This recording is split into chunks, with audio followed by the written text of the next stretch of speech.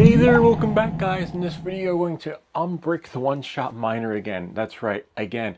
We're going to unbrick the one-shot miner again because now you're stuck in a loop. No matter how many times you try to change the settings, it just brings you back to the reboot again. And no matter how many times you try to change the settings, well, I just said it, it just keeps like it's like Groundhog Day. So without any further ado, let's get started so you can unbrick your miner. But the latest update is really cool because after the update, your miner will look like this. Check it out. This is the new firmware for the miner. If we go here, if we go to Swarm, it just, I guess if you have more than one, Discovery 83%. But look at the interface, it's really nice. We're using this pool right here, but as for the previous interface, in case you're wondering, it looks like older interface. It's very vanilla, very plain. If you go to edit your settings, you edit them right here and you'll get a little pop-up. But those days are over. See, it's really nice. They changed the color, did some CSS. You have some logs here. Nothing in the logs. It says coming soon. You can reboot your miner without having to plug it out. Anyway, let's get started. You're gonna have to go to the link in the description to go to the NM Flash, Flash ESP Tool. It doesn't change the look of your interface, of what you're looking at, what you see. As you can see, everything stays the same. It's just the interface that changes and you get your miner up and running. But other than that, oh, and as you can see, we're running 2.0.03, but the only other downside is that you lose everything. So as you can see here, we're at 0, 0, 0, and 971.7. So you're gonna have to disconnect it. This one's running off power. It's not connected to the machine. You need to connect it to however you connected it to your computer. This one's USB-C. Hopefully it works. If not, we'll have to plug it into, it does work. So as soon as it turns on, it'll say activated. And sometimes the settings will, you can see everything, but it's still stuck in the startup mode. Find your reset button. I believe each miner is different. There's so many of them, like 4 or 5, that one has the reset button here, one has the reset button on that side. So I believe this one is the reset button. So you hold it down.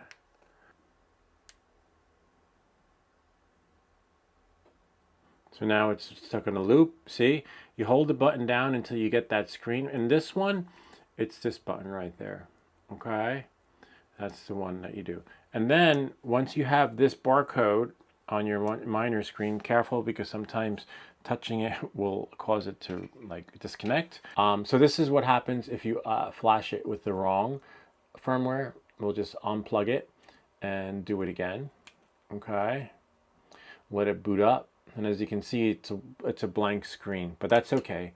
What you want to do is, this is if you flash the wrong one, press refresh, and then you see how we have 8.9, so you want to do 4.1, but just make sure that 2.0.03 is the correct firmware, because if you flash the wrong firmware, you're going to have a white screen of death, but that's okay, you can fix it.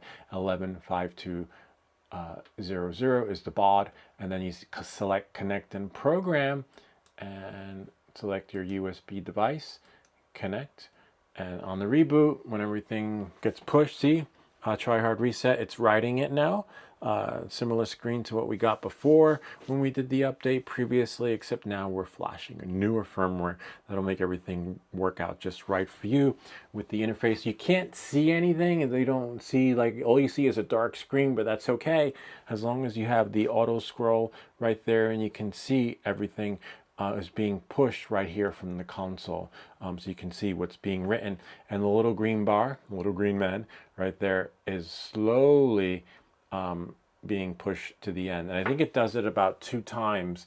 So once this is done, it's going to do it again. But again, if you flash the wrong firmware, you're going to see a white screen, and flash the correct firmware is 4.1, and then the version is version 2.0.03.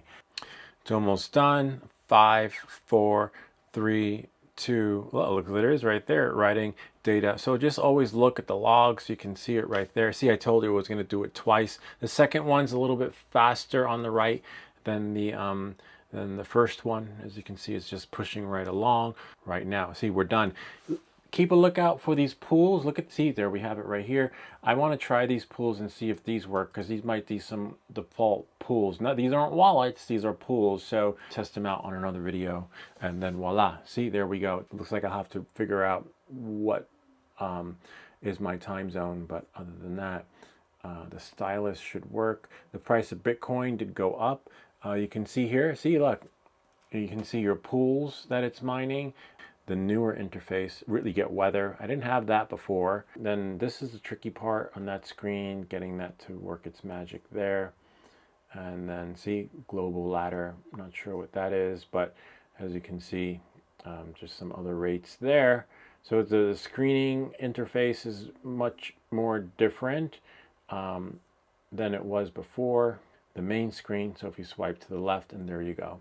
Anyway, that's pretty much it. I hope that this video helped you. If you have any comments or questions, feel free to leave them down below. Or ideas for other videos. Remember to like and subscribe. And we'll see you all next time.